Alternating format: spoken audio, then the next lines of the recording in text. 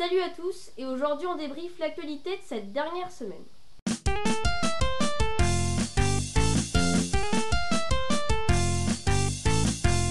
Samedi 16 décembre, le parti d'extrême droite autrichien, le FPE, et le parti conservateur EVP ont trouvé un accord pour se partager les différents ministères dans la nouvelle composition du gouvernement. 2 mois auparavant, aux élections législatives, les deux partis étaient arrivés en tête, le parti conservateur devant.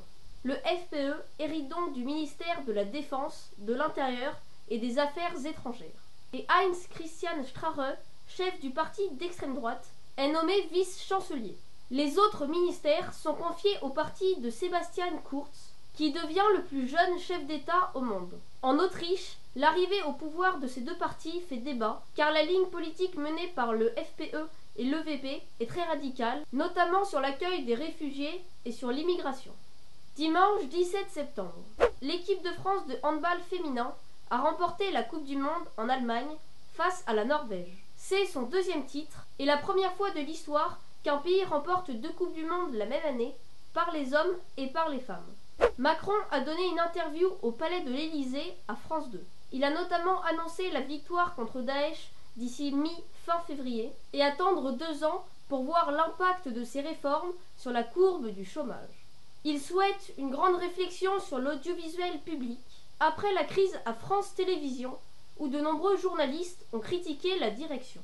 Lundi 18 décembre, Cyril Ramaphosa a été élu président du Congrès national africain, parti sud-africain à la tête du pouvoir, à la place de Jacob Zuma, en poste depuis plus de 20 ans.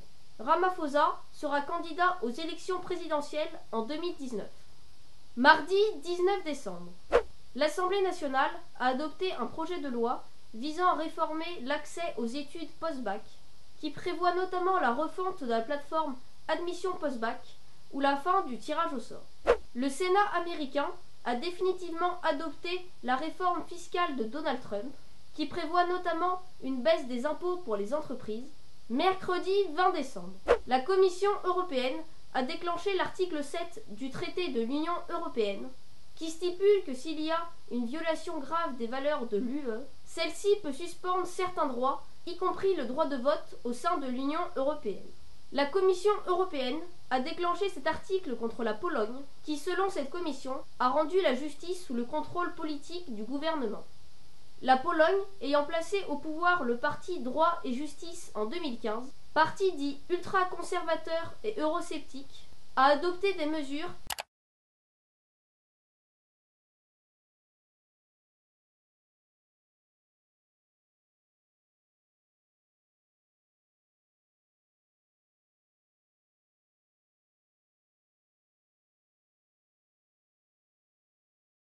Jeudi 21 décembre. Des élections en Catalogne pour recomposer le Parlement de la région ont eu lieu, 2 mois après la déclaration d'indépendance de Puigdemont.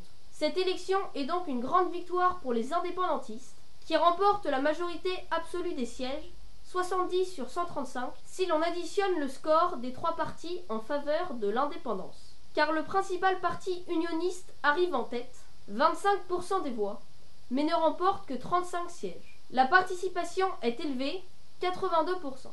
Carlos Puigdemont, exilé à Bruxelles, a parlé d'un résultat que personne ne peut discuter. Merci à tous d'avoir regardé et à la semaine prochaine.